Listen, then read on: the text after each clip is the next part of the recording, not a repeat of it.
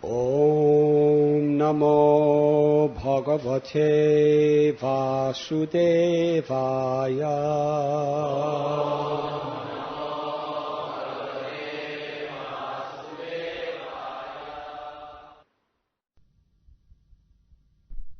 Chitam ityuta apremeyam balam tasya balakasya nate vidhu. The assembled gopis and gopas, unaware that Krishna is always unlimited, could not believe that baby Krishna had such inconceivable power. They could not believe the statements of the children, and therefore they neglected these statements as being childish talk. Rudantam sutam adaya yashodagraha sankita Dita swatsyayanam vipray sukthai stanam apayayat. Thinking that some bad planet had attacked Krishna, Mother Yashoda picked up the crying child and allowed him to suck her breast. Then she called for experienced Brahmins to chant Vedic hymns and perform the auspicious ritualistic ceremony. Purport by Srila Prabhupada. Whenever there is some danger or some inauspicious occurrence, it is the custom of Vedic civilization to have qualified Brahmins immediately chant Vedic hymns to counteract it. Mother Yashoda did this properly and allowed the baby to suck her breast.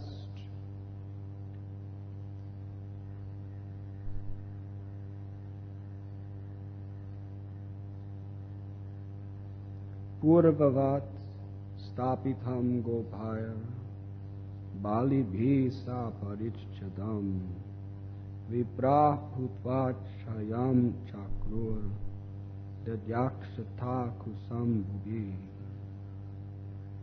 After the strong, stout cowherd men assembled the pots and paraphernalia on the handcart and set it up as before, the Brahmins performed a ritualistic ceremony with a fire sacrifice to appease the bad planet. And then with rice, grains, kusha, water, and curd, they worshipped the Supreme Lord. Purport by Srila Prabhupada. The handcart was loaded with heavy utensils and other paraphernalia. To set the cart back in its original position required much strength, but this was easily done by the cowherd men. Then, according to the system of the Gopa Jati, various ceremonies were performed to appease the calamitous situation.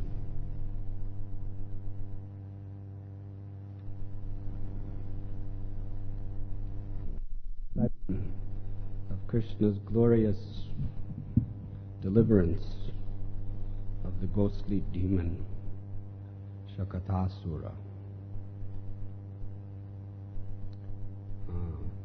How various asuras appeared in the land of Vrindavan.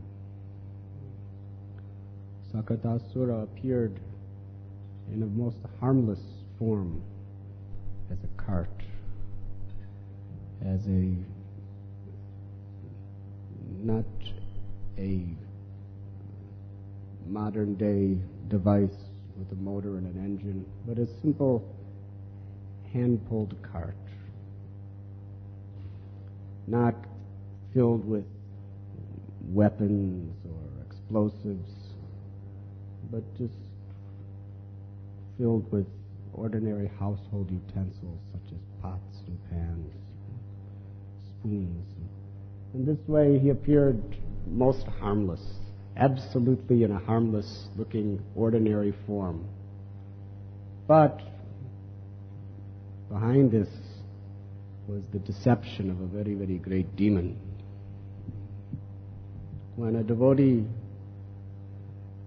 or when anyone is caught off guard when he is not expecting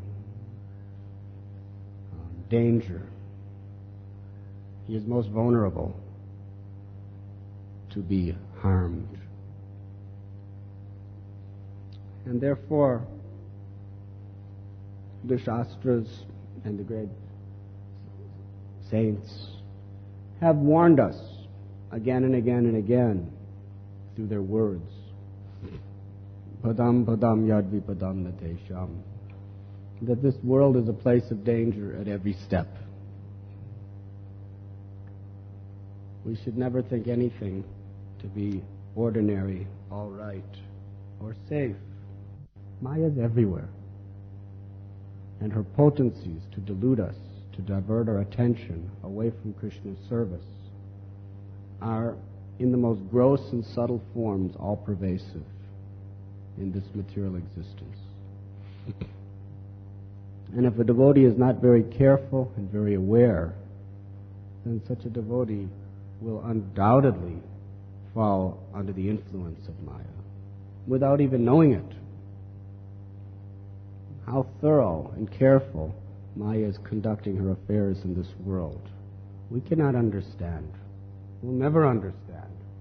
But we can understand the principle that she is everywhere, and the shelter of Krishna is absolutely essential every place and at every moment.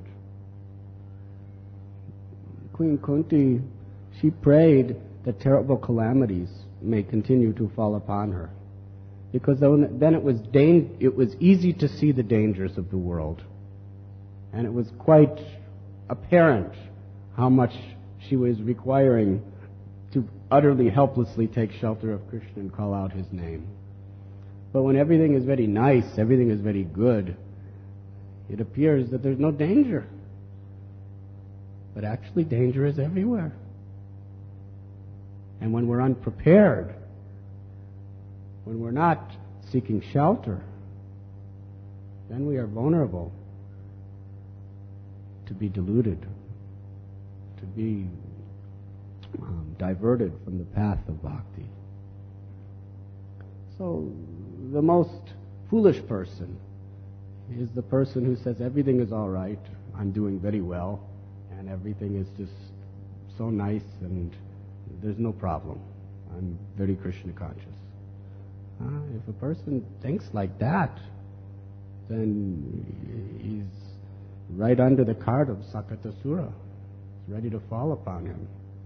The most harmless looking, ordinary part of our life. So therefore, padam padam yadvi padam natesham, take it literally. It's not a figurative, symbolic statement. There is danger at every step, whatever situation you're in. And when you know there's danger, you're safer, you're more protected than if you think everything is all right.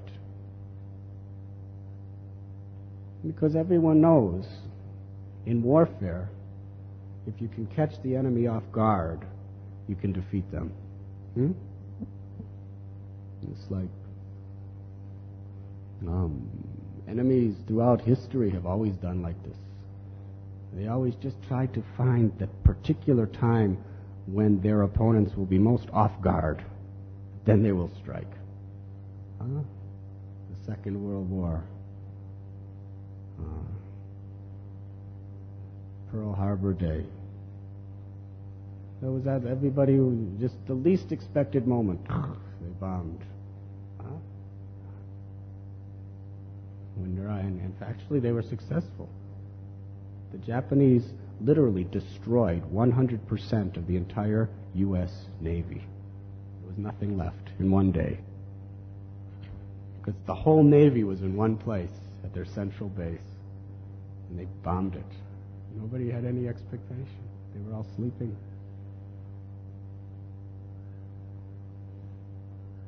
And in couple decades ago, in Israel, Yom Kippur, it's the high holy day when everyone must fast. So when everyone was fasting and in the temples worshiping, at that time, massive armies came and attacked to take over.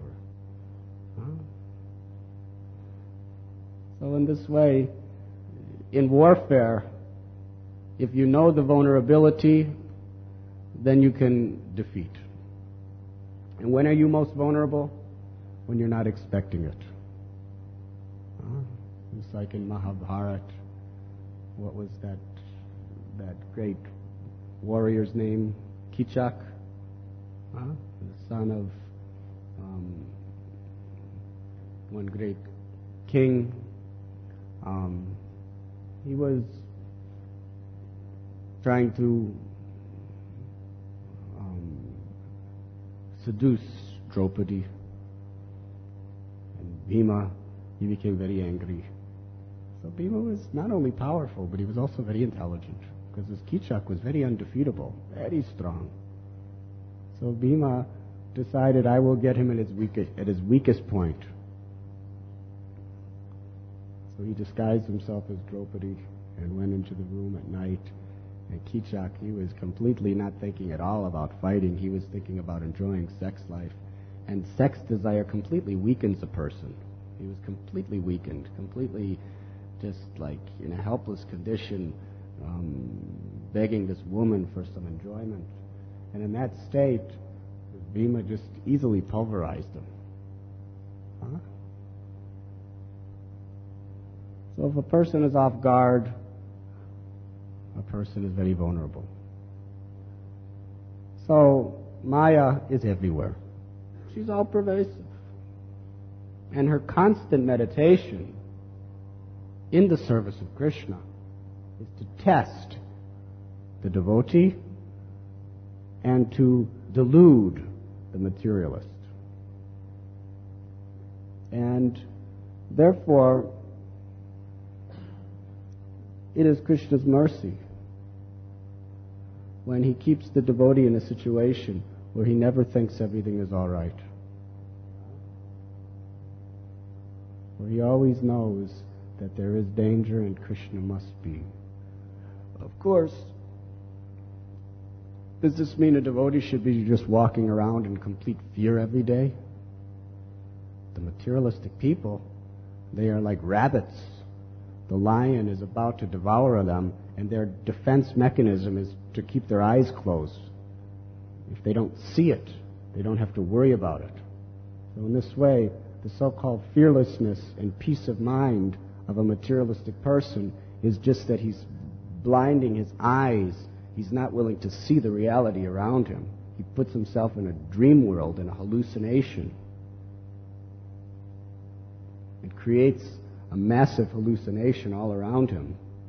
But in reality, he has no protection. So does that mean a devotee should always be fearful?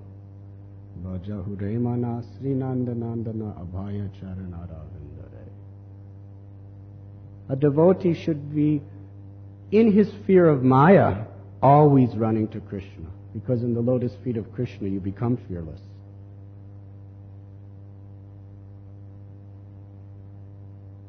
So we should have fear of Maya.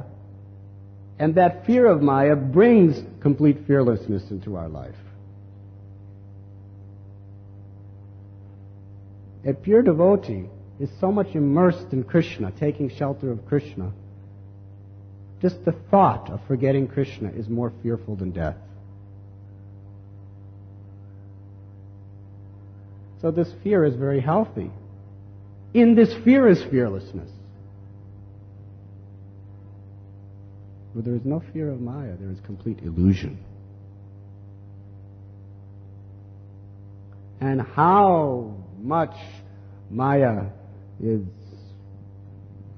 just ready to steal Krishna away from us, ready to kill our Krishna consciousness. So this demon, Shakatasura, his motive was to kill Krishna. He was a demon.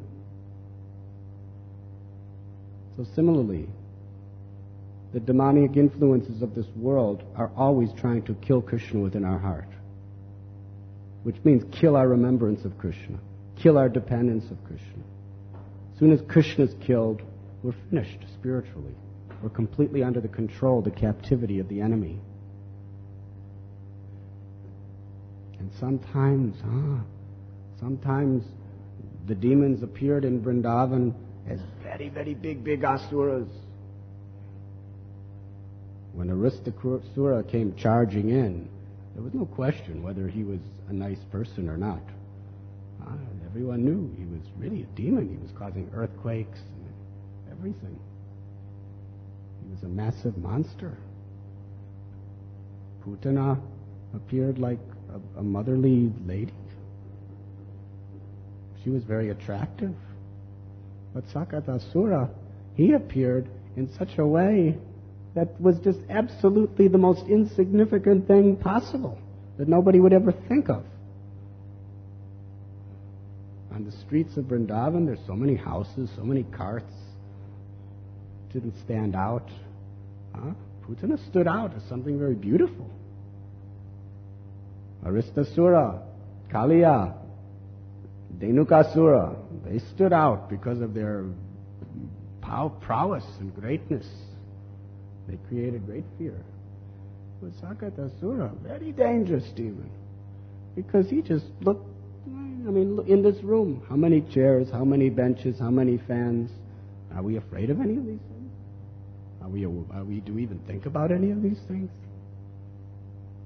This cart was no more significant than the bench that Krishna Kumar is so casually leaning on.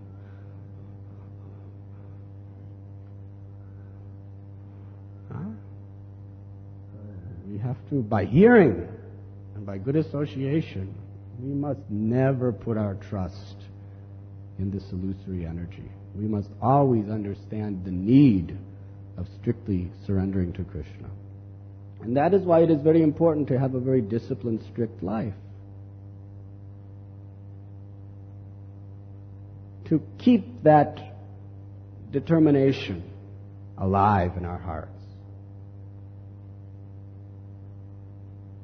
Srila Prabhupada used to tell us, if you simply, strictly and attentively chant 16 rounds every day, if you carefully follow the 4 regulative principles, if you carefully attend Mangal Arati every day, if you carefully hear Srimad Bhagavatam every day, Bhagavad Gita every day, if you carefully engage your mind in devotional activities, then Maya, with all her illusions and tricks, you will be protected, because you'll be aware. You'll be very aware. But of course, you have to be humble, because as soon as pride enters into your heart, you're no longer aware. We were speaking the other night about Vasudeva. Vasudeva was he was a great devotee of the Lord. And he had terrible infliction of leprosy upon his skin. You know what a terrible disease leprosy is? It was in its most advanced stages. It was at such an advanced stage that from the top of his head to the bottom of his feet, all his flesh was so diseased that it was rotting away. It was just rotten. It smelled like a corpse. It was emitting terrible odors. There was pus, there was blood, and there was lakhs and lakhs of worms eating his flesh away at every part of his body. And there was no cure. What would you doctors think about this? You're a skin specialist. What would you think about this? What can you do for such a person? But he was such a devotee that when one of the worms would fall from his body, instead of stepping on it, thinking, one less worm, he would carefully pick it up and place it back, thinking, this body is not mine, this body is Krishna's, and he has given it as a home for my soul to live, but he's also given it as a home for this worm to live. So let him enjoy. As he's eating away his flesh, let him enjoy. This was his compassion. He never complained. He never said, oh, why is this happening to me? I'm a devotee. Why is Krishna doing like this? You know how much he suffered? You cannot imagine. Not only, please understand, was there the infliction of terrible, terrible physical pain, but what about the pain of the ego? Such a person who has such an advanced stage of leprosy is rejected by family members, rejected by all friends, rejected by all society. Nobody wants anything to do with him. People just think he's a disturbance. They don't want to go near him. They don't want to smell him. They don't want to touch him. They don't want to see him. He was absolutely grotesque from the material point of view in every level. So he was completely abandoned by all his loved ones, all his friends, and all the society. What type of pain would that cause your ego if you were in that situation? This was his dilemma. And obviously such a person, he has no money. We're so worried, what if I do not have a lot of money tomorrow? What will I do? He had no money. He had no hope for ever having any money. He was completely outcasted by all loved ones, friends, and society, and he was suffering the most terrible, excruciating pain. But as far as he was concerned, everything was just fine. Because in that situation, he was always remembering Krishna. And when he heard that Lord Chaitanya was in Kuramakshetra, he was very much anxious to have darshan of the Lord. So he went to Kuramakshetra. But when he arrived at the Brahman's house, Mahaprabhu had already left some time before. And then Vasudeva, when he heard this, it was like a deathly blow. He fell unconscious that he had missed the chance to have the darshan of the Supreme Lord and to serve his lotus feet. He was never in pain or anxiety. He was never the slightest bit disturbed by his physical pains, by his social outcast condition. He was never disturbed in the slightest by any of these things. But he was terribly disturbed when he missed the opportunity to serve the Lord.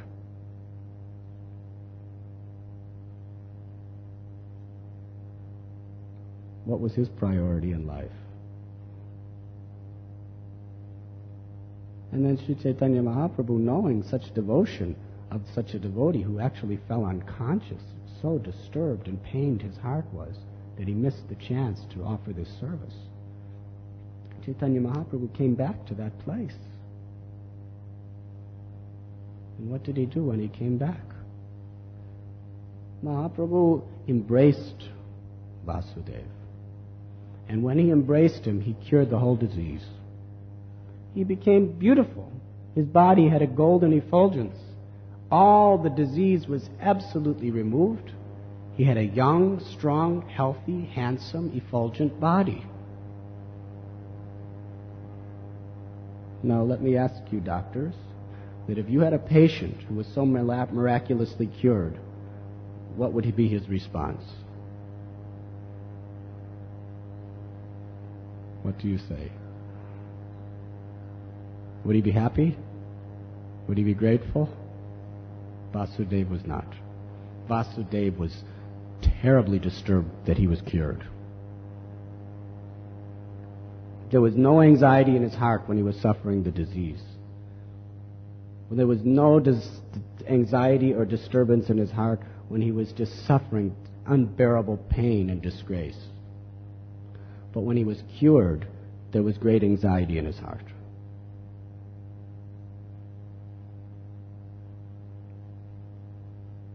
Why? Because he was thinking that in that situation I was in, I was so humble. There was nothing for me to be proud of, and therefore it was very natural for me to always be calling out in desperation the holy name.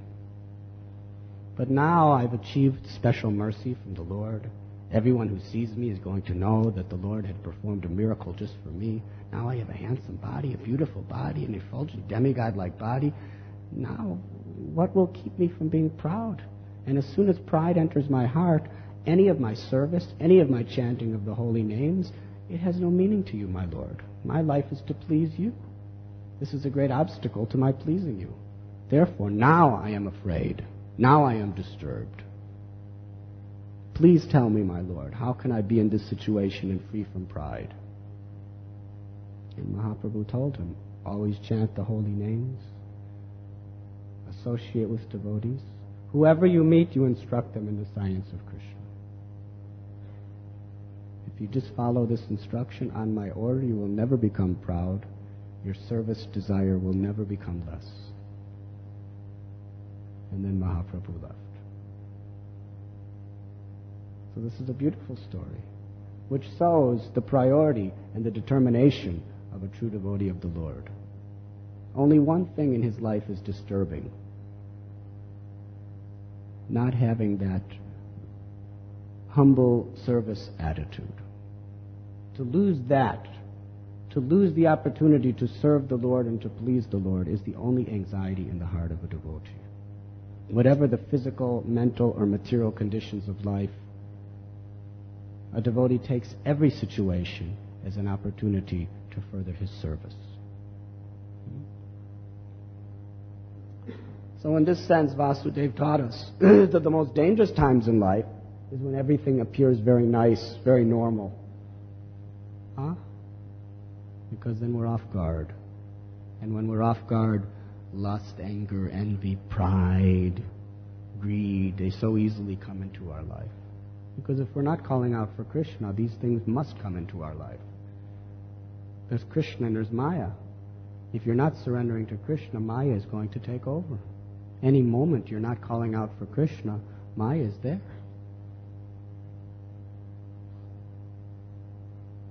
So Shakatasura is such a demon that we must be very careful of. We must be very careful of. Rupa Goswami warns us that a devotee must be very conscientious and very attentive in even the most ordinary activities in devotional service. Never to become routine. To be routine is to become lethargic. That just to become mechanical, automatic. This is the time I do this. This is the time I do this. Whatever we do, sadhana must be mixed with bhavana, must be mixed with feeling, must be mixed with consciousness of what I'm doing and why I'm doing it and who I'm doing it for. What is the purpose?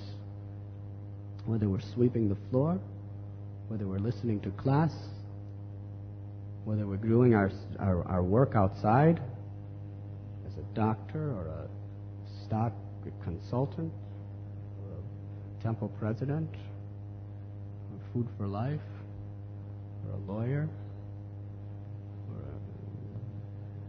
a proprietor of children's orphanage, book distributor, pujari, whatever we do, we must do it with consciousness, with a feeling. The feeling that I am doing this as the servant of the servant to please Krishna, to please Guru, to please the Vaishnavas. How can I do it better? How could I do it with more awareness, more consciousness?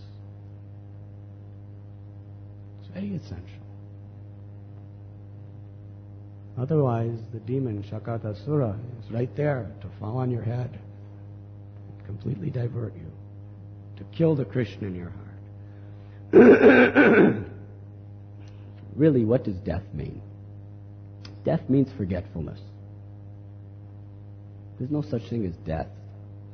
Najayate imriyate vakadachin. The soul is eternal. Death means, from the point of view of Krishna consciousness, it means forgetfulness. Forgetfulness is death and remembrance is life.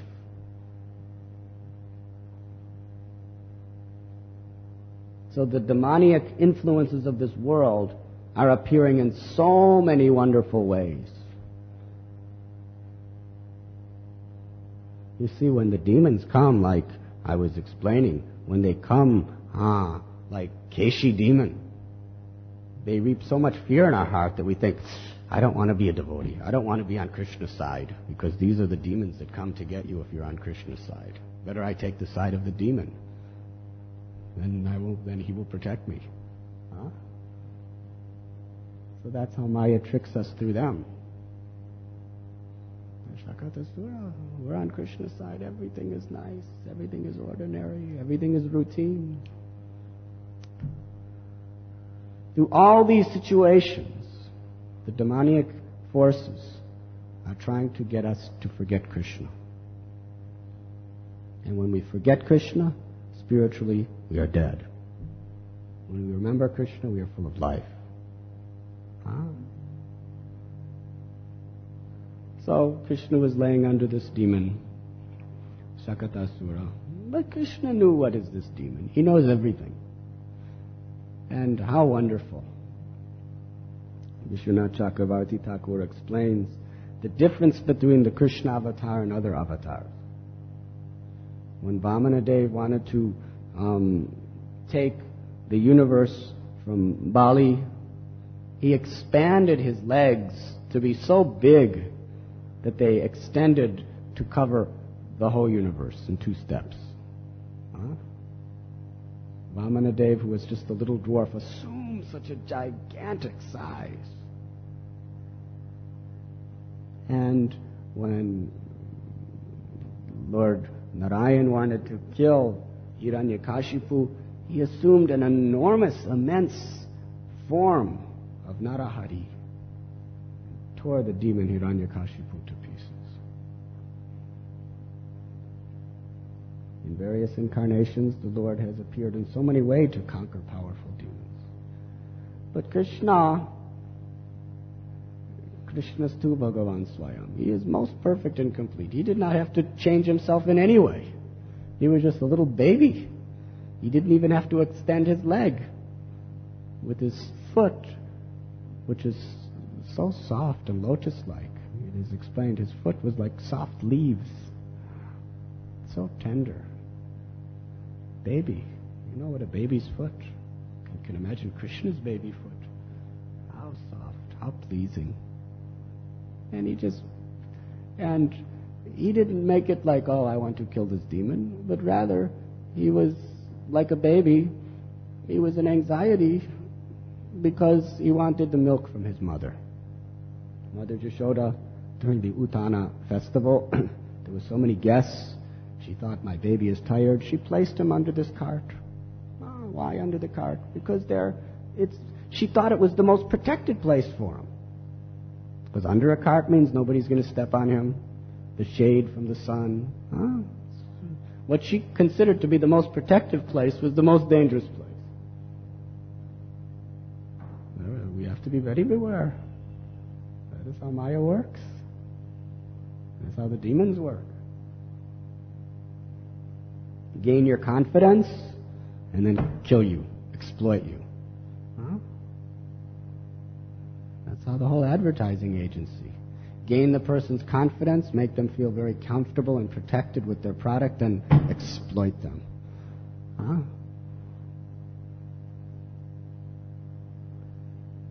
So Mother Jashoda was thinking, this is the most safe, protective place. I will put Krishna there. And Krishna was thinking, my mother has put me here, but I want milk from her body. I need her milk. I'm longing for her milk. Of course, the milk of Mother Jashoda is her love. It's the expression of her love for Gopal to give her milk. Her milk is the personification of the purest, most intensified, loving affection in Vatsalya Ras. So he was longing for that Ras. He was not longing for the milk itself, but he was longing for the Ras in which she would offer the milk. That love. And he would taste the love in every drop. Just when you offer bhoga to Sri Sri Radha Gopinath. He is longing to taste the love of his devotees. when you are making nice kichoris or nice ladus, it is not that we need to offer only, but if Krishna is longing to eat those things, he's waiting anxiously. Prabhupada said offerings must be very punctual and on time, because Krishna's time says, "Time I am." So you don't think he knows what time it is? Krishna does not have to watch the clock. He is the source of the time of the clock. And he knows exactly what second he's supposed to get his offering. And my God, he's just anxiously just longing for the nice offering to taste the love of his devotees. And if we keep him waiting, it's very offensive, very disrespectful, very impolite. Therefore, according to Bhakti Vinod, Bhakti Siddhanta, Prabhupada, they taught us deity worship not just completely spontaneous. There must be feeling, but part of that feeling is Krishna's waiting, and he's expecting it at this particular time, and I must be on time, and it must be nice. Everything he's expected must be there at the time he's expecting. That is proper deity worship. Prabhupada said, opulence in deity worship is in cleanliness and punctuality. Without that, however grand and beautiful, it's not very pleasing to Krishna. Cleanliness and punctuality are the two most essential principles in worshipping the deity. So Krishna's waiting for that food. In the same way, Krishna was waiting to drink the love of Mother Yashoda. And she was late. She was late. So with his beautiful little lotus foot, he just kicked. He didn't extend it like Vamanadev. He just kicked the wheel, which was right next to him. And such a big, strong wooden cart. When he kicked that wheel, it just fell down, crashed. Both wheels broke off their axles. The whole cart fell down to the ground, broke in so many pieces. All the pots, pans, and other paraphernalia just became scattered everywhere. And this ghost, Shakatasura, was a ghost who appeared in the form of that cart to try to haunt.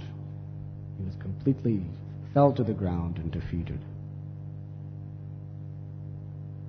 But the residents of Vrindavan, how Krishna keeps them always in Yogamaya to protect that Vatsalya Ras. He can kill the demons, but at the same time keep everyone under the spiritual illusion that he is only our loving child.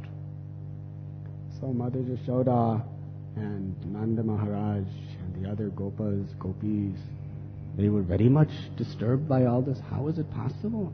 How this big, strong cart has just fallen to pieces in every way? And how is it that it fell right over our head of our Gopal and he has not even been touched by anything? It was not possible. So the little children said, we saw what happened. Krishna, with his foot, he kicked the wheel and everything fell. And the parents, not taught. Children, they always talk all nonsense. It's not possible. They were thinking maybe some bad planet. Actually, some of our devotees are very much attached to this astrology and everything. Maybe they're gopis. They were thinking maybe some bad planet is presiding now, and that's what caused this great danger to our child. So they called all Brahmins to perform all Vedic rituals and everything to somehow or other neutralize the effects of these bad planets. So this is all Krishna's Leela. And how beautiful and sweet it is, and how enjoyable to see how the residents of Vrindavan, they were making so much fuss, so much concern, going through so much efforts to protect Krishna in this way. Very sweet and pleasing to hear. Mother Yashoda, how we will read going on after Trinavarta. So after these demons would come, she would just perform all these different little rituals to protect her child. Because after all, you have to express your love some way. And really, in this, it may seem, what is all this, Mother Yashoda? Why are you calling all these Brahmins and having all these Vedic fire sacrifices and putting cow dung on different parts of his body and putting saliva in his eyes and all these... What is all this?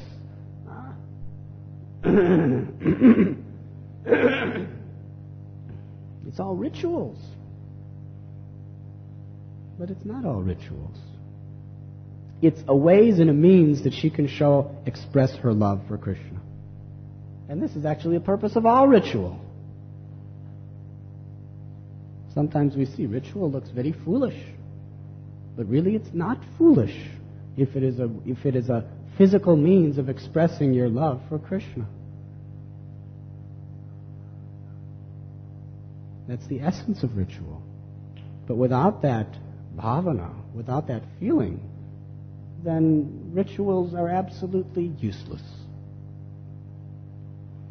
It might not be a feeling of love, but there must at least be the feeling that I want to please, I want to become purified, I want to serve Gurudev, I want to show somehow, according to my capacity, my desire to love Krishna, to serve Krishna, and to become purified. And if that is our consciousness, then factually these rituals are gloriously accepted by Krishna. So the residents of Vrindavan, they were performing all these very, very exotic rituals, and Krishna was very happy to watch all this. He was just watching, very pleased, very nice. They are doing all this just for me.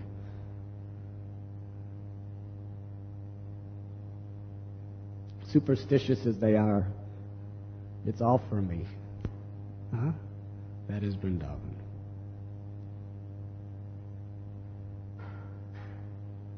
Is there any questions?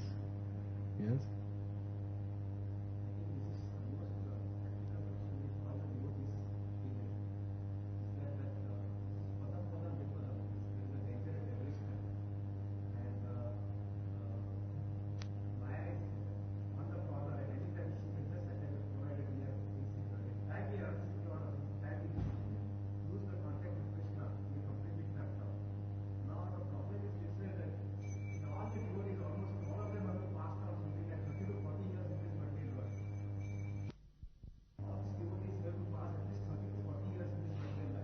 At least?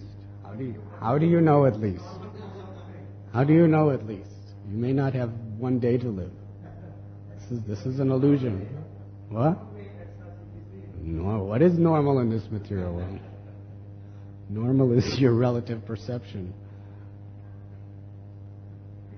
Everyone who dies today is thinking that it will be normal for me to live at least 30 to 40 more years. Go on, I'm sorry. What I'm going to ask you, Maharaj, is that between 30 years or whatever, if the slightest moment if we lose the contact of Krishna with our father, the completely of that track once again on the road, again you not knowing what will be our condition or today.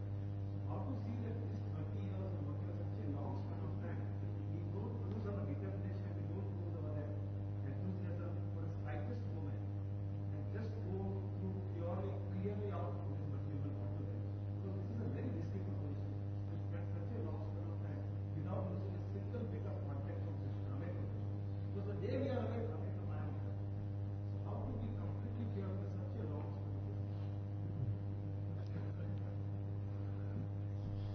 You are, in order to continue to be completely pure, first you have to become completely pure. That is our problem. Impurity means we forget Krishna. And we remember sense gratification. And that is what impurity means. Sense gratification and Krishna consciousness go ill together. So we have to strive according to our capacity in whatever position of purification we may be in. We have to strive very carefully to avoid sense gratification, and aspire for devotional service. In essence, the Shastras explain that you should grab onto the lotus feet of Guru and the great sadhus, and you should just not let go. They are our only hope, right? We have to cling to their lotus feet and not let go. We should know it is like if you're in a helicopter and you're hanging from a rope and you're way up in the sky. If you let go of that rope for even a second, what happens?